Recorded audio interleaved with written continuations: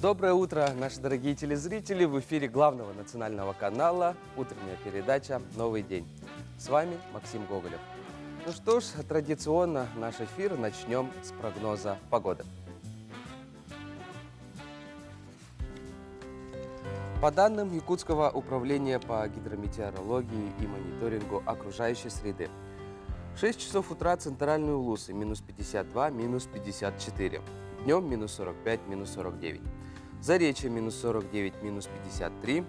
Днем ожидается минус 44, минус 49. Южные Улусы минус 40, минус 44. Днем минус 33, минус 37. Вилюйские Улусы минус 46, минус 49. Днем ожидается минус 45, минус 47. Нижнеленские Улусы минус 52. Днем ожидается минус 49, минус 51. Западные Улусы минус 47, минус 50. Днем же минус 45, минус 46. Колымо-Индигирские Улусы минус 31, минус 41. Днем ожидается минус 32, минус 41. Янские Улусы минус 41, минус 51. Днем минус 37, минус 44. Северо-западные Улусы минус 36, минус 49. Днем минус 35, минус 46. В Якутске в 6 часов утра температура воздуха минус 51 градус. Атмосферное давление 774 миллиметра ртутного столба. Ветер слабый. Днем ожидается минус 47, минус 49 градусов. Ну а далее мы хотим передать слово нашим коллегам из информационной службы новостей.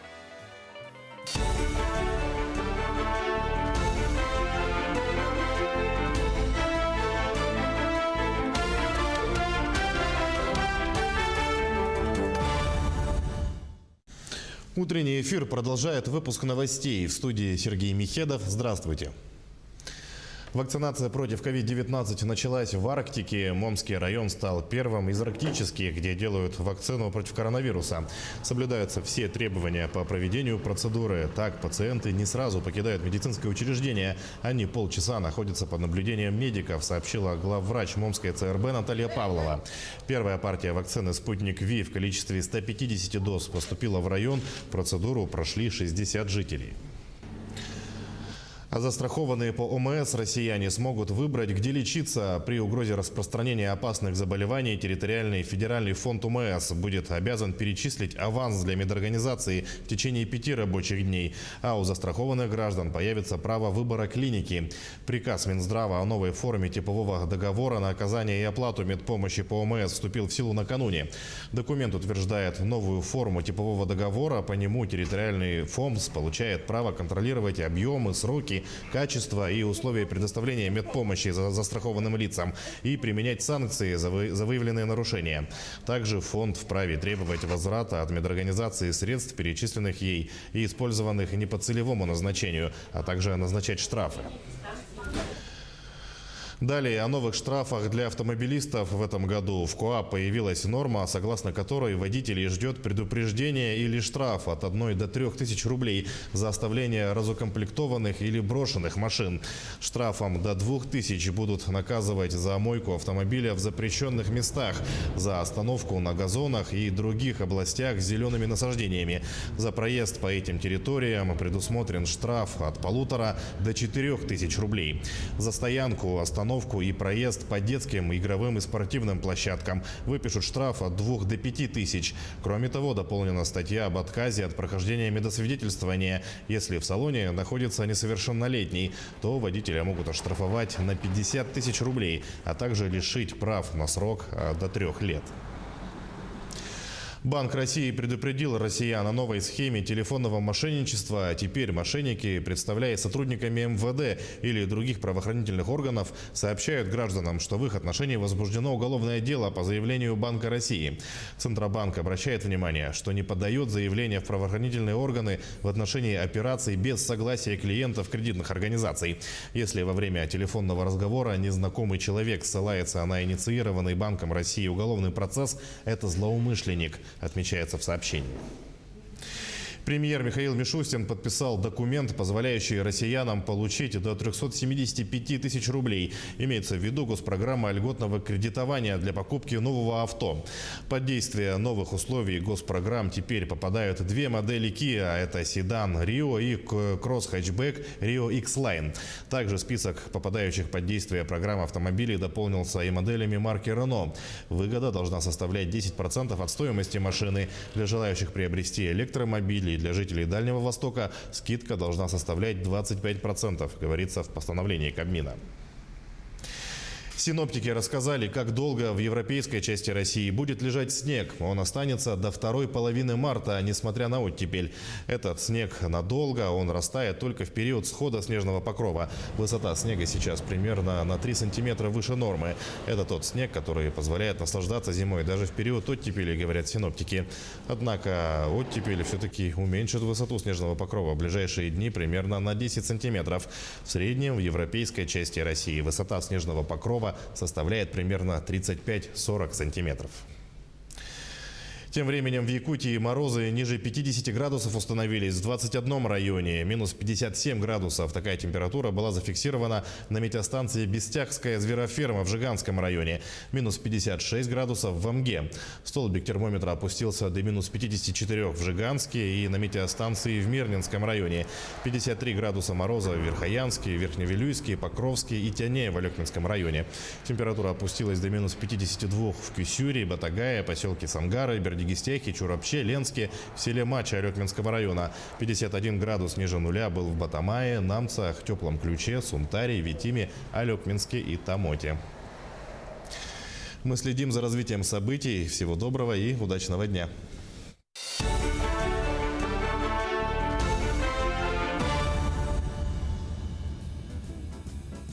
Спасибо нашим коллегам из информационной службы новостей. Ну что, мы надеемся, что снег и холода нас уже в скорейшем времени отпустят.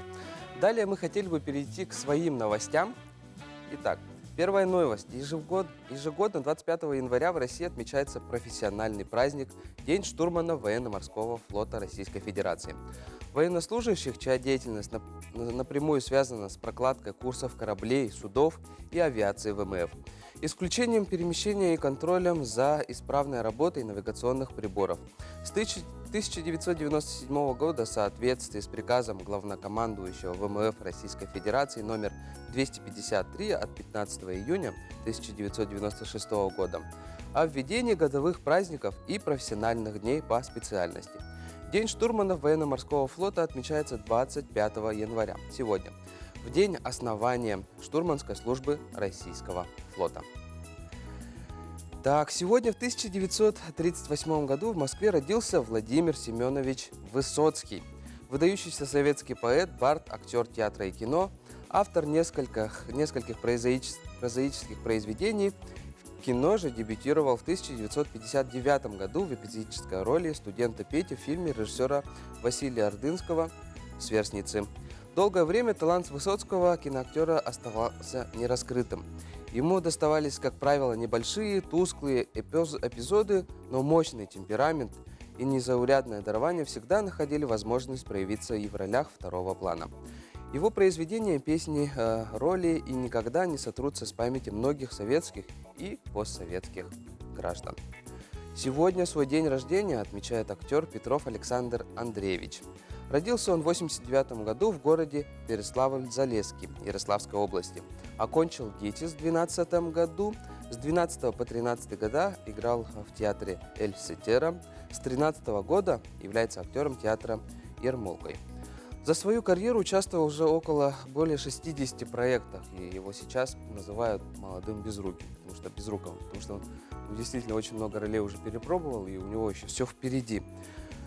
Сегодня день рождения отмечает Гуляев Михаил Дмитриевич, наш народный депутат Государственного собрания Иль-Тюмен, 6 созывов, доктор педагогических наук, академик Российской международной академии туризма, действительный член Академии проблем безопасности, обороны и правопорядка Российской Федерации, член Национального олимпийского комитета Российской Федерации, президент Федерации масс-рестлинга Российской Федерации, президент Олимпийского совета Республики Саха-Якутия, ветеран педагогического труда, В 1999 году Михаил Дмитриевич на базе данного филиала добился открытия первого в России Института физической культуры и спорта в сельской местности Крайнего Севера Чураптинского государственного института физической культуры и спорта. Первым ректором института был назван сам Гуляев. Также сегодня свой день рождения отмечает Гоголева Аэлита Николаевна. Мы хотели бы пожелать ей здоровья и побольше успехов. Пусть все цели твои достигаются. Я тебя люблю, мам. Что ж, далее мы переходим к гороскопу. Верить или нет, это дело каждого. Но послушать стоит.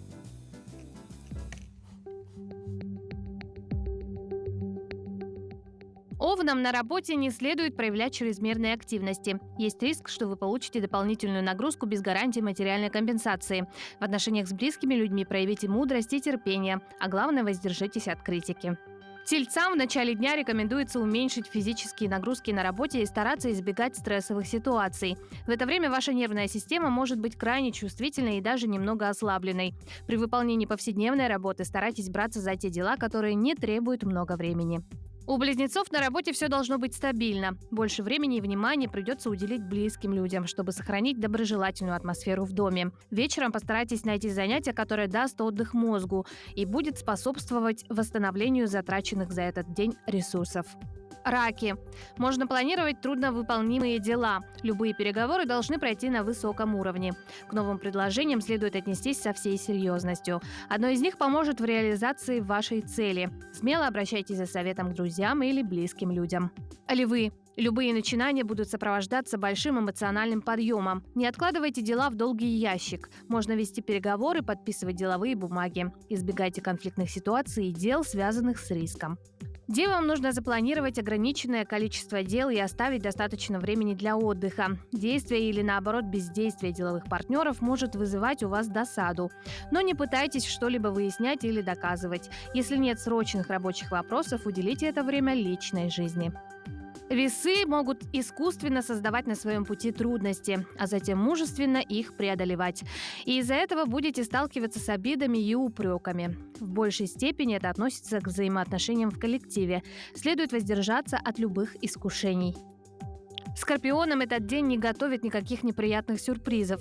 Сейчас хорошо вести переговоры. Как только выдастся свободная минутка, старайтесь чем-нибудь порадовать себя. Можно делать незапланированные покупки. Данное время располагает к гармоничным отношениям с любимым человеком. Стрельцы. В этот день может возрасти конкуренция и противоречия внутри коллектива. Сейчас вам сложно будет реагировать на происходящее спокойно. Новости и происходящие события заставят организоваться и войти в режим быстрого реагирования. Проводите свободное время активно и избегайте одиночества. Если вы не занимались до этого спортом, то сейчас самое подходящее время. Козероги. Отбирайте самые важные дела и осуществляйте их поочередно. Постарайтесь не принимать все близко к сердцу. Возможно, неожиданное обострение материальных проблем, возникновение разногласий с любимым человеком. Ваша забота может потребоваться близким людям. Постарайтесь пока не давать в долг крупные суммы. Водолеям не стоит беспокоиться о текущих делах, даже если они идут не совсем гладко. Не суетитесь и не паникуйте, даже если вам покажется, что все складывается очень плохо. Материальные, профессиональные и домашние вопросы достаточно быстро смогут решиться, если вы не будете поддаваться негативным эмоциям. Можно позволить себе крупные покупки. Рыбы. Этот день потребует от вас максимальной концентрации сил. Хоть возникающие вопросы и не будут жизненно важными, но на их решение уйдет много времени и энергии. Зато компенсацией могут послужить любовные отношения или новое романтическое увлечение. На худой конец пополните свой банковский счет.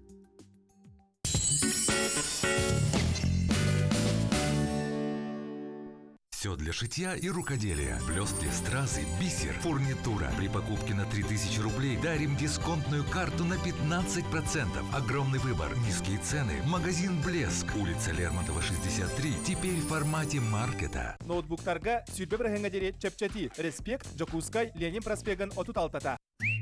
Даже самый простой отдых на диване может быть особенно приятным и выгодным, если вы это делаете на новом диване Арго. Всего за 16 990. Азбука мебели. Больше, чем мебель. Клиника «Амурмед» оказывает плановую помощь при бесплодии. ЭКО бесплатно по полису ОМС. Клиника «Амурмед» выполняет ПИКСИ, лазерный хетчинг и ПГД на современном оборудовании. Благовещенск. Телефон 315 500. Внимание, ЕГЭ! Подайте заявление на участие в едином государственном экзамене до 1 февраля. Спешите, после указанного срока заявления не принимаются. Место подачи – средние общеобразовательные школы. Выпускники прошлых лет подают заявление независимо от места прописки. Впервые в Якутске стильные и роскошные шубки из натурального меха от крымской меховой фабрики Do It For. Новая коллекция. Все изделия из канадского сырья. Модницы Якутска, нам есть что вам предложить. Улица 50 лет Советской армии, дом 3. Торгово-выставочный центр Сахабулт.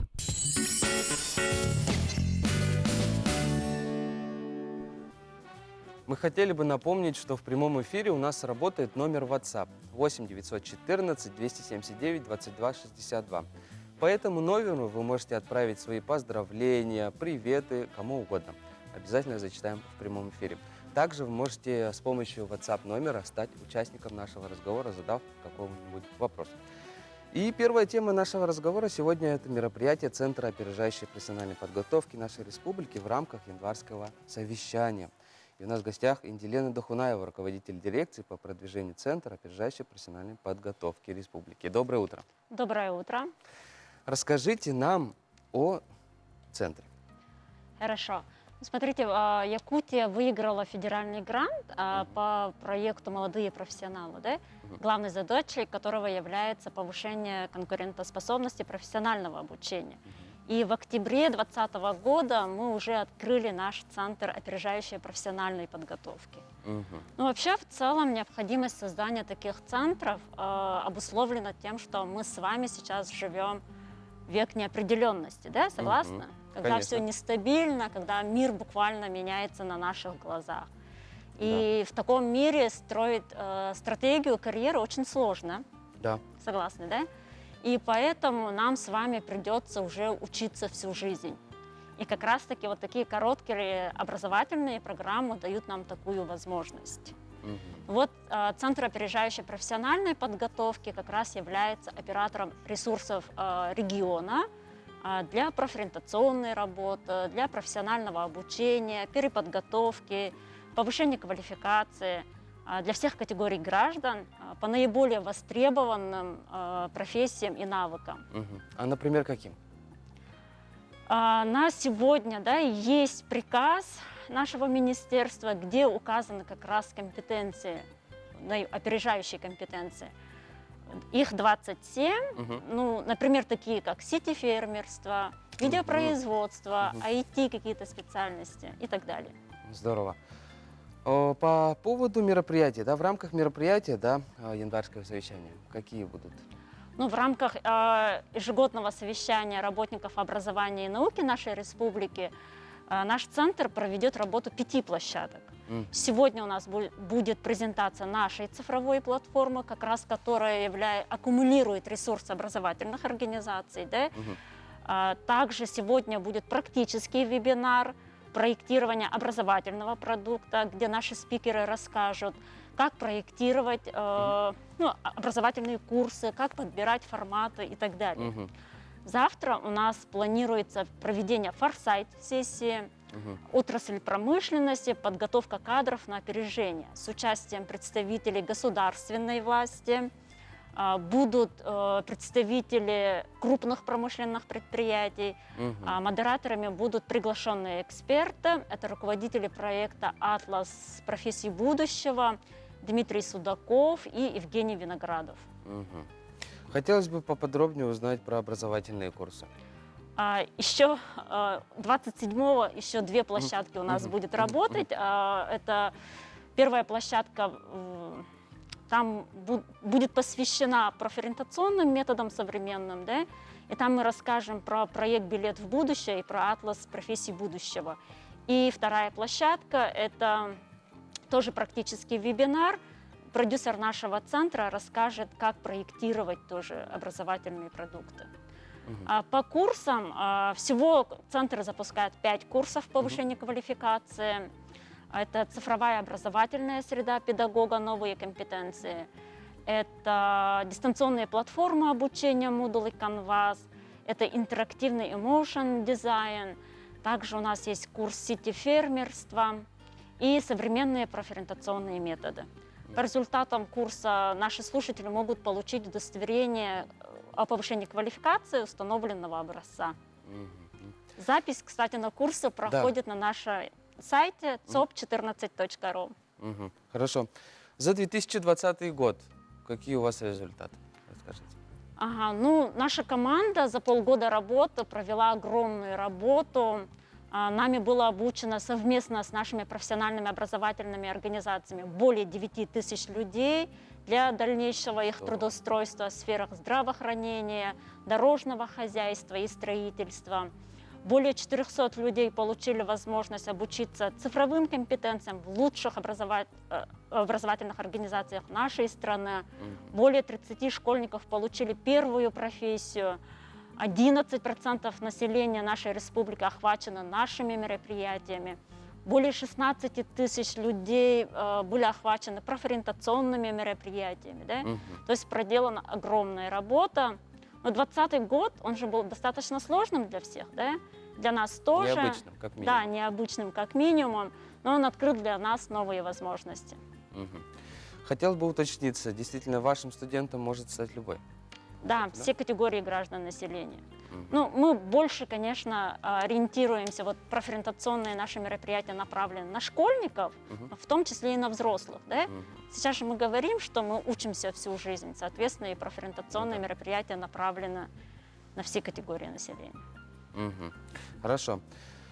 Ну и коротенько пройдемся, давайте по планам 2021 года. Ой, ну на этот год у нас тоже огромные планы. Мы планируем увеличить все показатели наши, да? Также продолжим работать и принимать участие в крупных проектах Якутии. Это обучение студенческих строительных отрядов совместно с общественной организацией «Российские студенческие отряды». Это участие в проекте проконсолидации Якутия. Также мы сейчас принимаем участие в проекте передвижные учебные центры, да? Передвижные. Передвижные именно. То есть там будут проходить обучение рабочим профессиям, плюс там же будут работать люди. То есть проект такой интересный и новый для нашей Якутии. Инделена, большое спасибо, что вы были участниками нашей утренней передачи. Дальше больше. Что тут еще сказать? Спасибо. Ну, в конце хотелось бы всем сказать, постоянно учитесь, разучивайтесь, переучивайтесь, потому что вот навык учиться – это ключевой навык человека будущего.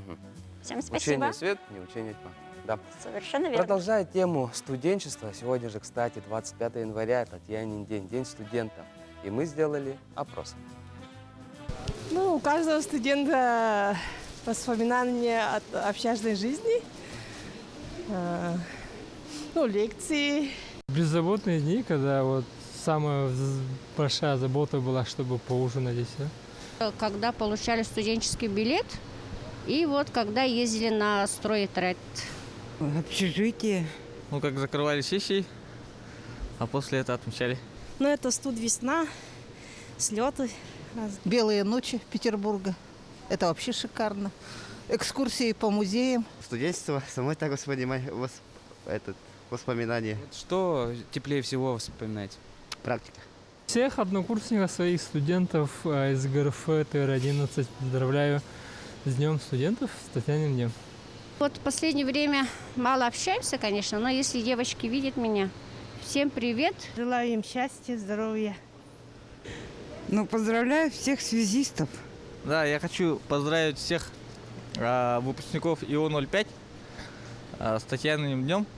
Пусть у вас в жизни все получается. Успехов, здоровья. Татьяниным днем, нашим извечным праздником студентов. Держитесь, ребята. Всех своих однокурсников, которые учились в период с 95 по 97 в финансово-экономическом колледже на группе налогов, поздравляю. Всем успехов в работе, все уже взрослые люди, семейного счастья. Хочу поздравить всех студентов и Татьян, получается, с этим знаменательным праздником. Желаю счастья, здоровья. Тема нашего следующего разговора – это премия «Якутянин года». Посмотрим. Кто станет обладателем общественной премии «Якутянин года-2020 Якутск»? Решаешь ты. С 11 по 27 января проголосуй за своего героя на ekt.ru. Подробности в инстаграме «Якутянин2020». И на эту тему мы сегодня поговорим с Яной Угаровой, исполнительным директором общественной премии «Якутянин года». Доброе утро. Доброе утро. Как у вас настроение? Отлично. Понедельник день хороший. Да, понедельник день рабочий. Первый вопрос. Как же выбирается участник? Значит, я, наверное, начну с того, что общественная премия «Якутянин года Якутск» вот 3-й год проводится этот проект. И с самого начала героев выдвигают горожане, жители города Якутска. Это могут быть как физические лица, так и коллективы. Вот. И в этом году у нас было выдвинуто, причем разными способами. То есть это можно написать на электронную почту «Якутянин года», либо в почтовый ящик на первом этаже мэрии положить, либо каким-то другим образом. Вот. И в декабре подавались заявки, и было 82 заявки, из которых оргкомитет в конце декабря выбрал 21 номинанта, которого вы сейчас в ролике видели. Тогда давайте перейдем к оргкомитету, да, который является, который выбирает именно, да, того самого якутянина. Как отбирается именно вот этот оргкомитет? Ну, вообще я хочу сказать, что, конечно, выбирает прежде всего народ, да, то есть жители нашего с вами города на ekt.ru, на площадке ekt.ru, вот с 11 по 27 я хочу обратить ваше внимание, что есть еще пара дней буквально для того, чтобы успеть проголосовать. Люди голосуют вот онлайн. После этого собирается оргкомитет, который как бы приводит к окончательным итогам. И по положению о конкурсе 50% за голосованием, 50% за оргкомитетом. Ну, скажем так, вообще это была общественная инициатива в 2018 году, которую поддержала глава города Якутска Сардана Владимировна Авксентьева. Да? То есть и она возглавила оргкомитет. Сейчас оргкомитет возглавляет исполняющий обязанности главы города Евгений Николаевич Григорьев. Вот. И в состав оргкомитета входят представители общественных организаций, ну и, собственно говоря, представители администрации города Якутска. В чем отличие этого конкурса от других? Ну вот я уже сказала о том, что если, допустим, в некоторых других конкурсах результат может зависеть от того, много ли у человека, скажем, последователей, соратников, друзей, да, в интернете, да, то есть как бы количество голосов может от этого зависеть. То в этом конкурсе все-таки решающее мнение за оргкомитетом. То есть я просто хочу привести в пример, что, допустим, даже в прошлом году, да, вот 2 лауреата, они были не из числа лидеров голосования. То есть как бы оргкомитет смотрит на заслуги, на то, что человек сделал в предыдущем году, какой вклад в развитие города Якутска он внес, и по всем этим параметрам решает количество, вот, в смысле, кто станет лауреатом и будет называться Якутяном года. А как же, вот в этом году, да, когда уже будет огласовано все? Ну, значит, вот до 27 января у нас голосование идет. После этого будет заседание оргкомитета. И 5 февраля, прошу обратить ваше внимание, в режиме реального времени состоится награждение лауреатов, 6 лауреатов, 1 обладателя гран-при на сцене Дворца детства, Дворца детского творчества. Вот. Ну, естественно, будут соблюдены все нормы, то есть как бы половина зала только будет зрителей, да, вот. Хотелось бы вспомнить предыдущих номинантов, лауреатов. Давайте, кто это был? Хорошо. Обладателем гран-при «Якутянин года 2018 Якутск» стал известный меценат, правозащитник Афанасий Алексеев. В прошлом году у нас победила наша известная ученый, профессор, общественный деятель Ульяна Алексеевна Винокурова. Вот. Ну, кроме обладателя гран-при, еще есть 6 лауреатов по разным направлениям. Вот. Это, ну, как бы направления очень разные, да, то есть там есть и социальное предпринимательство, в котором, например, лауреатом была Ирина Гузова, которая организовала социальную столовую, да. Вот. Потом там бывают общественные деятели, которые занимаются благотворительностью. Вот. В прошлом году, например, активную общественную деятельность вел Николай Мартынов, вот, который, ну, я вообще поражаюсь вот такого рода молодым людям, которые просто на энтузиазме очень-очень много делают для нашего города. Вот. И очень такая хорошая номинация, на мой взгляд, называется «Сила духа». Это для людей с ограниченными возможностями. И в 2018 году лауреатом стала Нургуяна Попова, которая возглавляет движение «Без барьеров». Вот. Ну, я вижу, что Николай Мартынов у нас в эфире, Да, наш прошлогодний да. лауреат. И непосредственно у лауреата мы хотели бы узнать, да? Николай, доброе утро, во-первых. Доброе утро. И, конечно же, возникает вопрос, да, что тебе дает этот статус? Расскажи. Ну, вы знаете, что дает? Ну, материально ничего. Давайте начнем с этого, потому что это все-таки, ну, такая вот, думают люди, что это награда такая, и она должна что-то дать. Ну, конечно, нет, материально нет, но тут надо пояснить, потому что вообще суть любой награды, да, грамоты, будь то там, благодарственного письма, вообще не в этом, да, Ну да. в том, чтобы материальные блага. Это в первую очередь, я считаю, признание.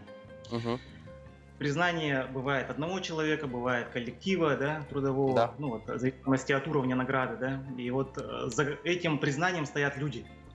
Люди, Конечно. вот, у которых ты заслужил получать каким-то образом своей работой, там, деятельностью, при доверии, да. И вот это вот доверие, оно надо оправдать.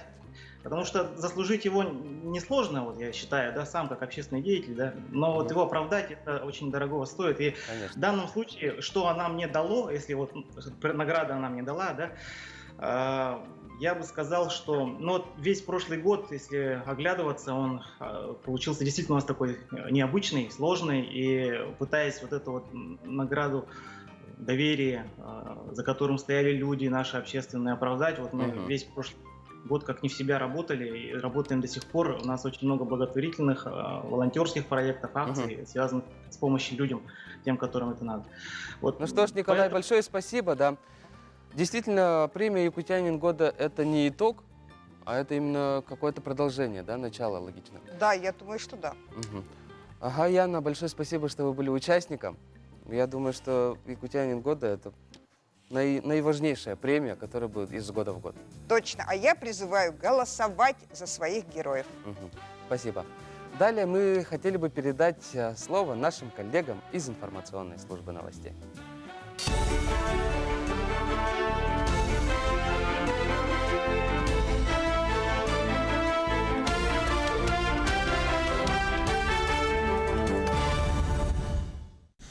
Утренний эфир продолжает выпуск новостей. В студии Сергей Михедов. Здравствуйте. Вакцинация против COVID-19 началась в Арктике. Момский район стал первым из арктических, где делают вакцину против коронавируса. Соблюдаются все требования по проведению процедуры. Так, пациенты не сразу покидают медицинское учреждение. Они полчаса находятся под наблюдением медиков, сообщила главврач Момской ЦРБ Наталья Павлова. Первая партия вакцины «Спутник Ви» в количестве 150 доз поступила в район. Процедуру прошли 60 жителей. А застрахованные по ОМС россияне смогут выбрать, где лечиться. При угрозе распространения опасных заболеваний территориальный федеральный фонд ОМС будет обязан перечислить аванс для медорганизации в течение 5 рабочих дней. А у застрахованных граждан появится право выбора клиники. Приказ Минздрава о новой форме типового договора на оказание и оплату медпомощи по ОМС вступил в силу накануне. Документ утверждает новую форму типового договора. По нему территориальный ФОМС получает право контролировать объемы, сроки технологий, качества и условия предоставления медпомощи застрахованным лицам и применять санкции за выявленные нарушения. Также фонд вправе требовать возврата от медорганизации средств, перечисленных ей и использованных не по целевому назначению, а также назначать штрафы. Далее о новых штрафах для автомобилистов в этом году. В КоАП появилась норма, согласно которой водителей ждет предупреждение или штраф от 1 до 3 тысяч рублей за оставление разукомплектованных или брошенных машин. Штрафом до 2000 будут наказывать за мойку автомобиля в запрещенных местах, за остановку на газонах и других областях с зелеными насаждениями. За проезд по этим территориям предусмотрен штраф от 1500 до 4000 рублей. За стоянку, остановку и проезд по детским, игровым и спортивным площадкам выпишут штраф от 2 до 5000. Кроме того, дополнена статья об отказе от прохождения медосвидетельствования. Если в салоне находится несовершеннолетний, то водителя могут оштрафовать на 50 тысяч рублей, а также лишить прав на срок до 3 лет. Банк России предупредил россиян о новой схеме телефонного мошенничества. Теперь мошенники, представляясь сотрудниками МВД или других правоохранительных органов, сообщают гражданам, что в их отношении возбуждено уголовное дело по заявлению Банка России. Центробанк обращает внимание, что не подает заявления в правоохранительные органы в отношении операций без согласия клиентов кредитных организаций. Если во время телефонного разговора незнакомый человек ссылается на инициированный Банком России уголовный процесс, это злоумышленник, отмечается в сообщении.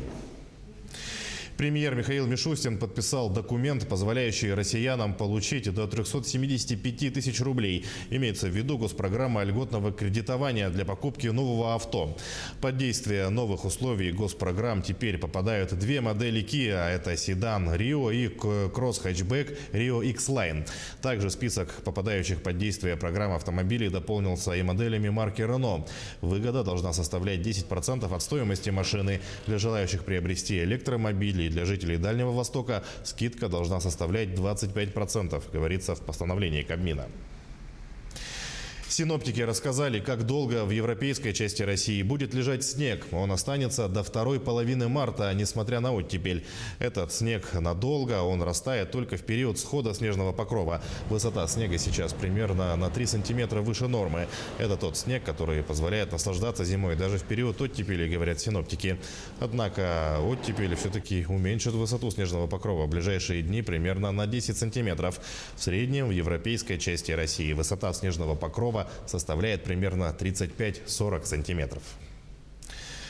Тем временем в Якутии морозы ниже 50 градусов установились в 21 районе, минус 57 градусов. Такая температура была зафиксирована на метеостанции Бестягская звероферма в Жиганском районе, минус 56 градусов в Амге. Столбик термометра опустился до минус 54 в Жиганске и на метеостанции в Мирнинском районе, 53 градуса мороза в Верхоянске, Верхневилюйске, Покровске и Тяне в Алекминском районе. Температура опустилась до минус 52 в Кюсюре, Батагае, поселке Сангары, Бердигистяхе, Чурапче, Ленске, в селе Мача Алекминского района. 51 градус ниже нуля был в Батамае, Намцах, Теплом Ключе, Сунтаре, Витиме, Алекминске и Тамоте. Мы следим за развитием событий. Всего доброго и удачного дня.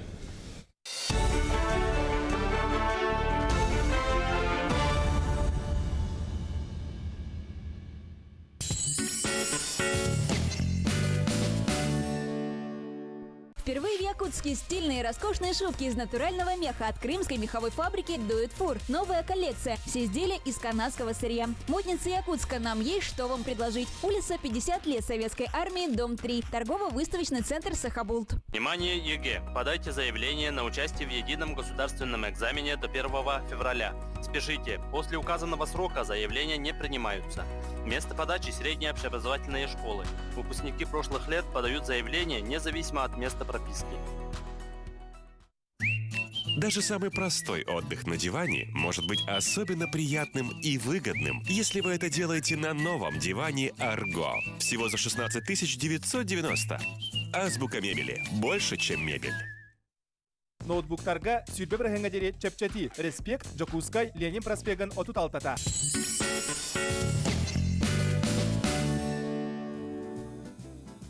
Как мы уже сказали, сегодня отмечается День студента, и у нас в студии самый настоящий студент. Валерий Охлопков, студент 4 курса исторического факультета Северо-Восточного федерального университета имени Максима Кировича Амосова. Доброе утро. Доброе утро. Ну что ж, Валерий, расскажи, как у тебя настроение? Ну, отличное настроение. Сегодня прекрасный день. Тогда немного туманно. Да. Расскажи о себе. Где ты учишься, чем занимаешься? Ну, как вы и сказали, я учусь на историческом факультете, 4 курс. В данное время, ну, в этом году буду выпускаться. Ну, потом, конечно, в магистратуру буду поступать, скорее всего. Ну, тоже хочу найти работу по профессии, но очень специфичной, я бы сказал. Ну, профессии археолога, можно сказать. В принципе, этим я увлекаюсь уже где-то, ну, с 10-11 класса, когда я начал больше погружаться в историю. Когда понял то, что история, она передается не с помощью письма только, а с помощью там, ну, разных методов, абсолютно разных. То есть это от датировки до банального выкапывания ямы, как бы сказать. Ничего себе. А как проводят лето студенты именно вот этого факультета? Ну, летом, получается, как всегда, ездим на раскопки археологические. То есть я с 1 курса уже активно занимаюсь этим. Большое спасибо моему университету, конечно, за это. И хотелось бы отметить то, что такую возможность мне дал, ну, в первую очередь, конечно же, сам университет, а потом мне дал этот мой кружок, в который я вступил еще в 1 курсе, прям с сентября, с порога. Это студенческий научный кружок культурной антропологии, который очень способствовал именно моей профориентационной работе. Сказал. То есть, ну, важность кружка тоже не стоит отрицать. Ну, то есть это лето тоже ты где-то вот вел раскопки, да? Ну, не где-то там в этом году в связи с такой вот ситуацией, а был занят, можно сказать, ну, волонтерствовал в этом. В качестве, ну, одного из студентов археологического отряда Деринь, получается, вот, ну, нас в позапрошлом году собрали. И что вы искали?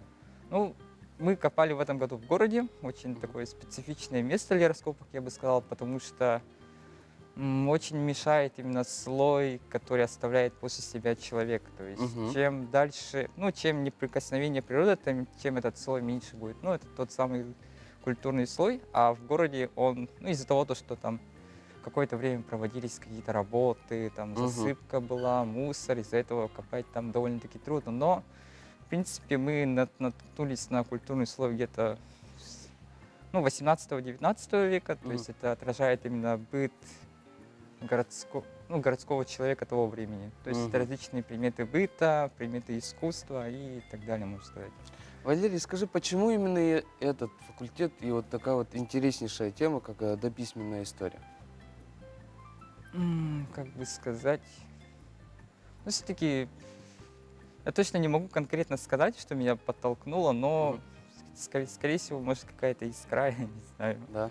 Ну вот, ты узнал об этом и просто загорелся идеей, да? Да, скорее всего, так и было. Я, конечно, до этого тоже интересовался, но все-таки до 10 класса, получается, я думал, что, ну, скорее всего, буду врачом, скорее всего. Ну, хочу стать. Врачом? Да. Ну, потом какой-то, ну, что-то перевернулось, можно сказать.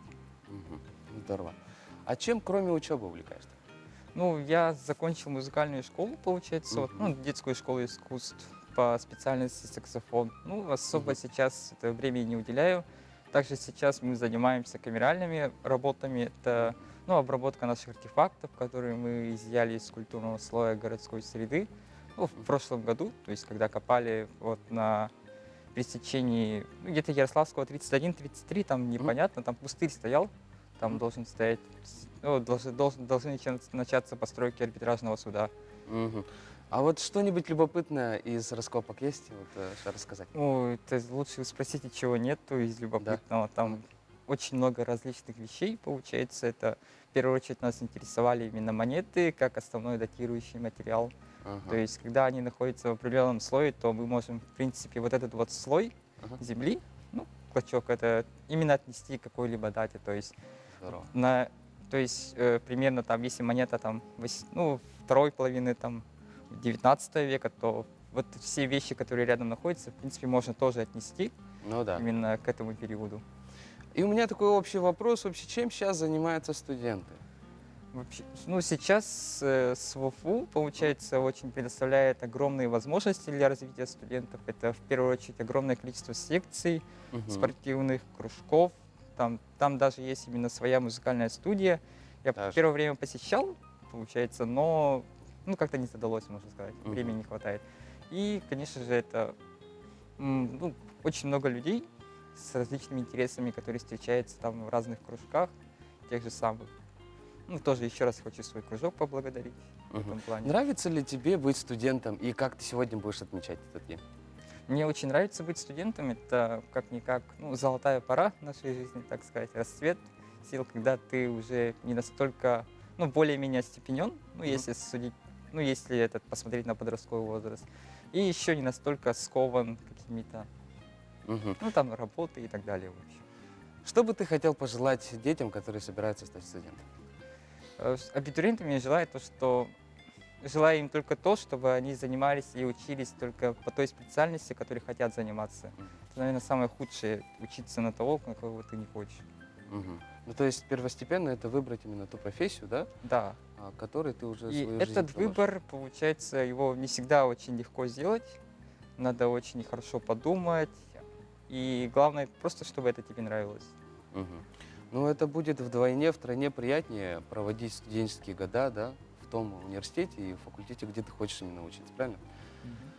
Ну что ж, Валерий, большое спасибо, что был участником нашей утренней передачи. Я тебе желаю отлично закончить университет, перейти, да, на магистратуру, исполнить все студенческие планы. Спасибо большое. Что ж, а мы переходим на коротенькую рекламу, не переключайтесь.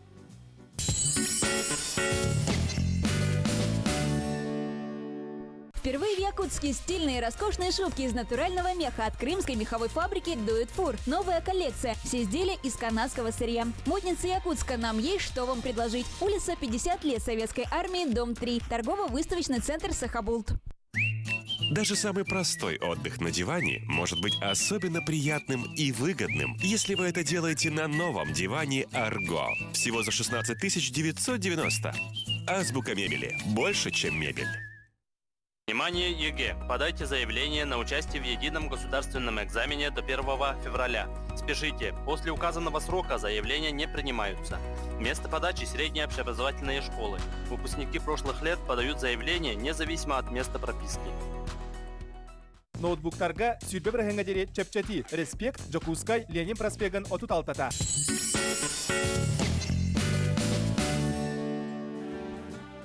И у нас есть одно сообщение. С Днем студента поздравляем брата Борисова Артема, студента из Иркутска Борисову Викторию, Левина Семена. С наилучшими пожеланиями сестра Анна, успехов в учебе. Мы также присоединяемся к этим поздравлениям. Студенчество – это самое прекрасное, веселое и яркое время, да?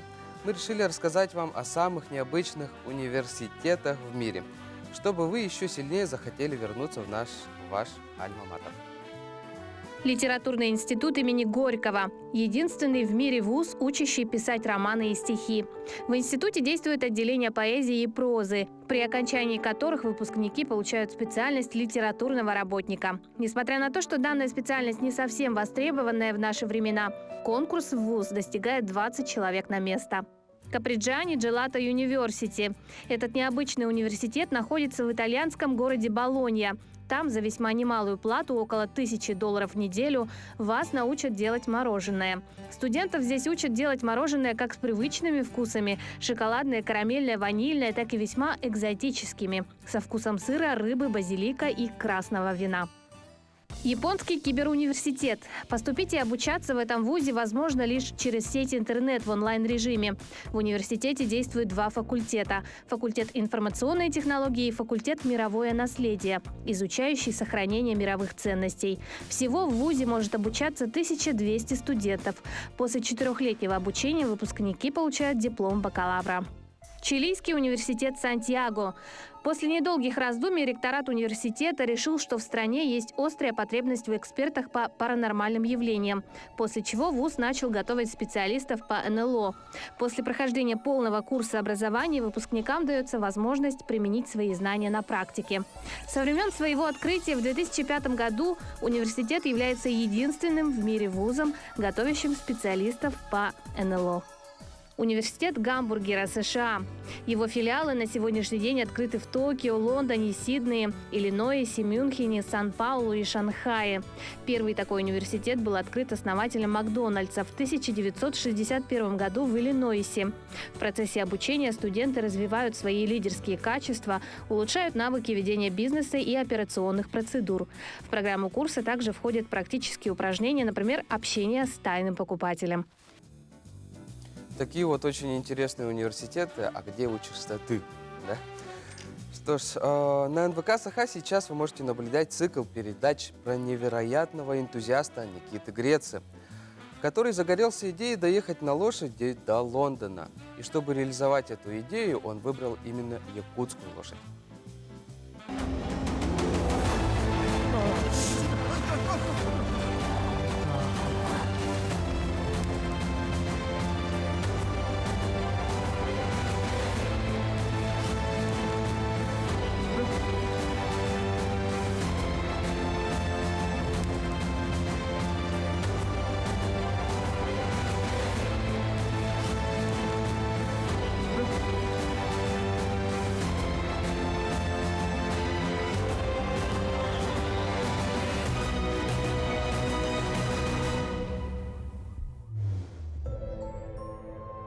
Не, отлично. Не, мне вообще тепло. Просто когда дышу, да, на легкие тяжело очень. Никита, привет! Доброе утро. Как у вас настроение? Отлично, отлично. Сколько времени Вас в как? Лондоне? А у нас сейчас почти 11 часов вечера уже. Мгм. Кстати говоря, мы с Никитой сейчас как раз-таки разговариваем из Лондона, да? Ну что ж, расскажи, Да. как же появилась такая идея? Ну, идея у меня родилась в 2019 году. Я хотел завершить вот первое в истории конное путешествие от океана до океана. И с того момента начал разрабатывать, организовать и реализовать как бы свой проект. Вот. И сейчас мы уже, в принципе, готовы отправиться в путь. Осталось, скажем, один момент обойти вот коронавирус сейчас, и все. Мгм, мгм. Да, действительно. Почему именно якутская лошадь? Расскажи. Ну, наша экспедиция вот переходит почти 100 градусов по Цельсию, то есть мы начинаем в самое холодное время зима, то есть там будет примерно минус 60 градусов. Мгм. И на такой поход способна только одна порода лошадей, и это именно якутская лошадь. Мгм. Как Она тоже отличается как бы от остальных пород по выносливости, то есть каждая лошадь как бы есть своя уникальность, но вот якутская лошадь по большому счету как бы самая выносливая в мире. Мгм. Когда ты впервые посетил Якутию? Первый раз я был в августе 2019 году. Вот, с тех пор я был, ну, по-моему, 5 раз уже. То есть в Верхоянске был, в Ючигее был. Каждый раз приезжаю, не хочу обратно выезжать в Лондон. Мгм. И как тебе лето Якутии? Лето вообще прекрасно. Там, конечно, комаров очень много. А так мне вот зима чуть больше нравится. Я думаю, вот Якутия именно отличается своей зимой. Мгм. И хоть холод, конечно, экстремальный, его надо уважать, но это уникальное ощущение, которое я вот впервые почувствовал минус 60 в этой подготовке в декабре. Мгм. И никогда не забуду такой момент. Мгм. Вот как раз-таки наши дорогие телезрители наблюдают, да, как он вот именно приобщается к якутским лошадям. Расскажи, кого ты нашел для реализации этой идеи? Ну, сначала я здесь знал только вот Егора Макарова. То есть я когда приехал в Якутск, знал, что с ним встречусь. Он как любитель якутских лошадей распространяет материал. И единственный, который был доступен мне на Западе. И когда я приехал, я тоже отправился в конный поход в Ючигее. И там я вот познакомился с Дугуйданом Винокуровым. Мгм. Ну, то есть вы вместе дойдете до Лондона? Да, то есть сначала вот я планировал сам поехать, познакомиться с Дугуйданом. Кажется, идея его вдохновила. Он тоже заинтересовался завершить такой поход. Вот. Мы уже с ним 1,5 года дружим, почти уже. Это как бы друг друга хорошо знаем. И все-таки я решил, что такой путь намного веселее и лучше завершить с кем-то, а не в одиночестве. Первое, что сказал Дугуйдан, когда ты сказал об этой идее? Впервые он сказал то, что ты сумасшедший. Ну, потом, конечно, когда начал задавать вопросы, понял, что якобы очень хорошо подготовился, понял мой характер, и когда мы уже друг друга побольше узнали... Что это не шутка. Он, конечно, да, он уже тоже понял, что это возможно, и решил сам отправиться, что я его каким-то образом убедил. Ну, здорово. Ну и отец как к этому отнесся? Ну, отец Дугайдан, он очень сильный человек, особенно душой, да. Сначала, когда я с ним познакомился, он тоже как бы думал, зачем в Лондон. Ну, когда я с ним начал говорить про лошадей, он говорит, в принципе, почему бы нет. Он говорит, якутские лошади могут выдержать. Самое главное, это вот понять, как они себя ведут и как за ними ухаживать, потому что они опять очень уникальная порода. Вот. Так, когда вот сказали, что хотим стартовать в самое холодное время, он тоже посмеялся. Ну да. Сказал, как бы, молодцы. Да. А вот именно якутские лошади, как ты вот, у вас коннект произошел с лошадьми или нет? Опять не слышал. Ну вот с якутскими лошадьми, вот как у тебя состоялась встреча? Да, ну вот опять, вот в прошлом году, когда ездил, все было отлично. Вот сейчас, который у меня лошадь Джеринкей, он более такой упрямый, скажем. То есть не всегда как бы подпускает. Вот. Ну опять, он просто ко мне не привык, я к нему не привык. Там у нас был какой-то как бы момент, где мы друг друга понимали. Вот. А так, во время похода он нормально был. Мы с ним 30 километров проездили там без проблем. Вот. Только вот этот один момент, когда на него залезаешь, там есть чуть-чуть, ну, драка маленькая, скажем. В самом начале, получается, да? Получается, до Лондона вы будете на одних лошадях, да? Ну да, то есть одна цель проекта была то, что вот поскольку якутские лошади самые выносливые, то менять их не надо, потому что иначе как бы это не подходит. То есть каждый раз менять лошадь на другую породу, это вам надо заново их узнавать, понимать разную породу, эту конную культуру. Мне было проще, вот лошадь это как часть человека, я вижу, как ноги. То есть, чтобы не постоянно там ее менять, вот есть одна лошадь, она физически способна, и вот у вас с ней происходит как связь. То есть это уже как лучший друг человека получается. Ну и, конечно, возникает вопрос о реализации, да? Сколько это будет длиться и как вы будете переходить в государство, какие страны посетите? Вообще, как все это произойдет именно и по вопросам визы, технических вопросов, еды, воды и так далее? Конечно, ну, маршрут у нас переходит очень много стран. То есть, конечно, Россия – это огромная часть. Но Россия сама по себе очень, как бы, по-моему, там 24 региона у нас получается. Вот. Чтобы это все реализовать, у нас есть очень отличная поддержка, вот, в том числе Long Riders Guild, Национальный центр конного туризма по России. И вот это люди, которые завершают такие походы, и у них есть связи, которые нам помогут узнать все законы и как переходить по регионам и через как бы, страну в страну. Вот. После России мы заходим в Эстонию, там у нас Латвия, Литва, Польша, Германия, Франция и Великобритания. Ну что ж, Никита, большое спасибо за подключение. У нас буквально несколько секунд, можешь передать привет кому хочешь. Ну, привет Дугайдану, Егор Макаров, если вы видите, и всем моим друзьям в Якутске. Ну что ж, Никита, большое спасибо за подключение. Я думаю, что эта безумная идея все-таки будет введена в жизнь, и мы за всем этим будем следить на YouTube-канале. Махтал, и вам всего хорошего. Ну что ж, наши дорогие телезрители, русский блог заканчивает свою работу. На этой позитивной ноте мы передаем слово моим коллегам из якутского блока. Вам хорошего дня!